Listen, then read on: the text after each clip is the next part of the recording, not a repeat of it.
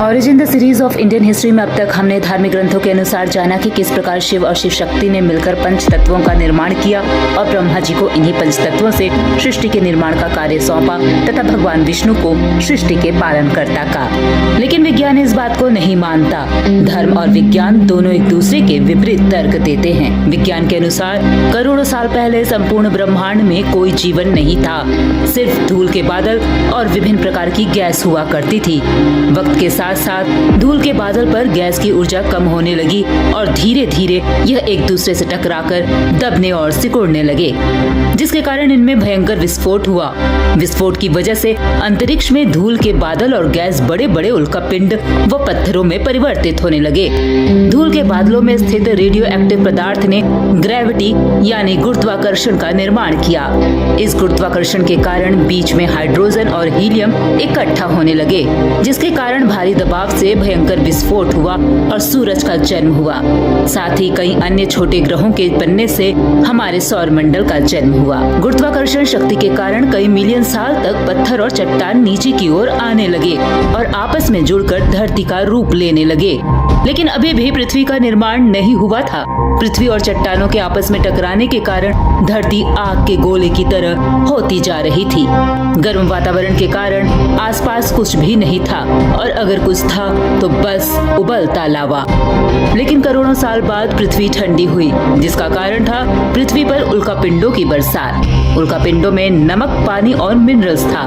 भारी मात्रा में उल्कापिंड गिरने से पृथ्वी की ऊपरी सतह पर पानी एकत्रित होने लगा। पृथ्वी पूरी तरह पानी से ढक रही थी, लेकिन पृथ्वी के अंदर का हिस्सा अभी भी अत्यंत गर्म था। अंदर का हिस्सा गर्म और पृथ्वी का ऊपरी हिस्सा पानी से ढका होने के कारण पृथ्वी के अंदर की गर्मी बाहर नहीं निकल पाई, जिसके कारण ज्वालामुखियों का निर्माण हुआ। ज्वालामुखी के कारण सूक्ष्म जीवों का निर्माण हुआ। सूक्ष्म जीवों के कारण वातावरण में ऑक्सीजन फैलने लगा। ऑक्सीजन आने की वजह से ओजोन लेयर मोटी होने लगी। गहरे पानी के अंदर से कई सालों तक ज्वालामुखी के निकलने की वजह से पृथ्वी के अंदर की सतह धीरे धीरे ठंडी होने लगी और वातावरण स्थिर होने लगा, जिससे यह सूक्ष्म जीव धीरे धीरे विकसित होकर समुद्री जीव में परिवर्तित होने लगे और धीरे धीरे पृथ्वी के ज्यादातर हिस्सों में फैल गए। वक्त के साथ साथ जमीन पर अलग अलग पेड़ पौधे उगने लगे और इस तरह पृथ्वी की रचना हुई और पृथ्वी पर रहने लायक वातावरण बना। लेकिन सृष्टि और मनुष्य की उत्पत्ति का समय अभी भी नहीं आया था। अभी तो समुद्री जीव धीरे धीरे विकसित हो रहे थे और इन्हीं समुद्री जीव में से कुछ शक्तिशाली विशालकाय जीव बने, जो डायनासोर से भी 30 साल करोड़ पहले के जीव थे, जो वक्त के साथ साथ ऐसे विलुप्त हुए जिनका अवशेष भी इतिहास में उपलब्ध नहीं है। लेकिन जब डायनासोर आए तो उनके काल को मेसोजोइक एरा कहा जाता है। मेसोजोइक एरा आज से 24.5 करोड़ साल पहले का समय था, जब धरती, आकाश और पानी में राज करने वाले शक्तिशाली विशालकाय डायनासोर का काल आया तो उन्होंने आतंक का ऐसा तांडव मचाया कि धरती पर रहने वाले छोटे प्रजाति के जो जीव थे वे मांसाहारी डायनासोर का शिकार बनते जा रहे थे। ऐसे में मैमल्स, जो देखने में चूहे की तरह थे, उन्होंने डायनासोर के आतंक और अत्यंत गर्मी से बचने के लिए उपाय निकाल लिया था और अब वह धरती को छोड़कर धरती के अंदर छिपकर रहने लगे थे। जिंदा रहने के लिए इन्होंने सब कुछ खाना शुरू कर दिया। लेकिन इस छोटी प्रजाति के जीव मैमल्स को इस बात का अंदाजा भी नहीं था कि धरती, आकाश और पानी तीनों जगह राज करने वाले शक्तिशाली विशालकाय डायनासोर का एक दिन अंत हो जाएगा और धरती पर इन्हीं का राज होगा।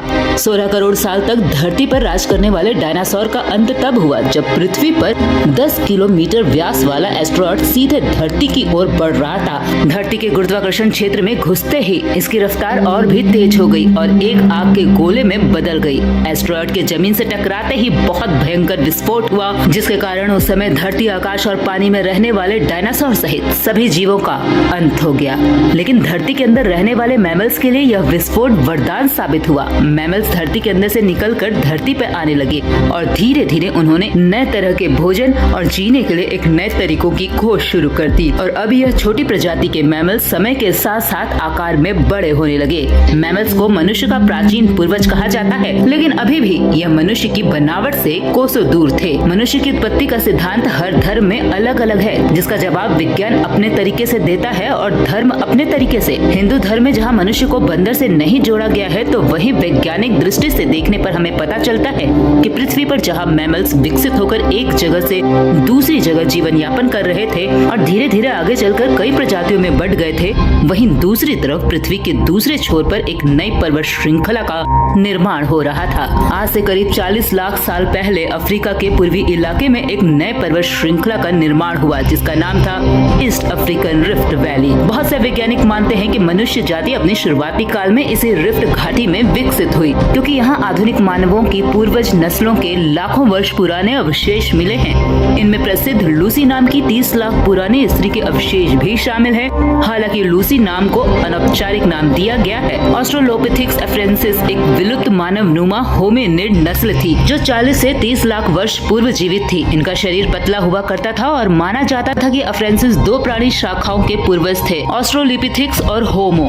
आधुनिक मानव इसी होमो शाखा के प्राणी हैं। ऑस्ट्रोलिपिथेक्स दक्षिण अफ्रीका में निवास करने वाला वानर मानव था। जब प्राकृतिक रूप से ईस्ट अफ्रीकन रिफ्ट वैली बनकर तैयार हो रही थी, तब ये पर्वत यहाँ आने वाले मानसूनी हवाओं के लिए एक अवरोध बन गई थी और इस वजह से यहाँ के जंगलों में बारिश होनी बंद हो गई। पर इसी जंगलों में रहते थे एप्स। इनका दिमाग एक संतरे के जैसे बड़ा था और आकार में यह 4 फीट लंबे होते थे। यह पेड़ पर रहते थे, जहाँ उनको खाने की कोई समस्या नहीं होती थी। लेकिन अब यहाँ समय के साथ साथ सूखा पड़ने लगा। जब बारिश के बिना पूरा जंगल सूख गया, तो इन एप्स के लिए खाने की समस्या उत्पन्न हो गई। खाने की तलाश में इन्होंने पेड़ों से नीचे उतरना शुरू किया। फिर धीरे धीरे कई हजार सालों के विकास क्रम के बाद हमारे पूर्वज 2 पैरों से चलने लगे। खड़े होकर यह सभी दिशाओं में काफी दूर तक देख सकते थे और अपने घातक दुश्मनों, बड़े बड़े जानवरों से अपनी सुरक्षा कर सकते थे। इससे ऊर्जा कम खर्च होती थी और यह चलते हुए भी खा सकते थे। अब इनका दिमाग भी तेजी से बढ़ रहा था। ये धीरे धीरे होशियार बनते जा रहे थे। समय के साथ साथ इन्होंने पत्थरों से हथियार बनाना, उनसे शिकार करना सीख लिया था और उन्हीं पत्थरों से आग की खोज कर भोजन पकाकर खाना सीख लिया था। आग की खोज हमारे पूर्वजों के लिए सबसे बड़ी खोज थी। आग में पका मांस को चबाने से कम ऊर्जा खर्च होती थी और इसी वजह से यह ऊर्जा अब इनके दिमाग में खर्च होने लगी, जिससे हमारे पूर्वजों का दिमाग अब काफी बड़ा हो चुका था। ऊर्जा आने से इनके गले की बंद कोशिकाएं भी खुलने लगी। अब इन्होंने अपने संदेश को दूसरों तक पहुंचाने के लिए अलग अलग आवाज निकालना शुरू किया। इससे हमारे पूर्वजों में भाषा का निर्माण हुआ, जिसकी वजह से हम आज बातचीत कर सकते हैं और यह हमारी सबसे बड़ी उपलब्धि है।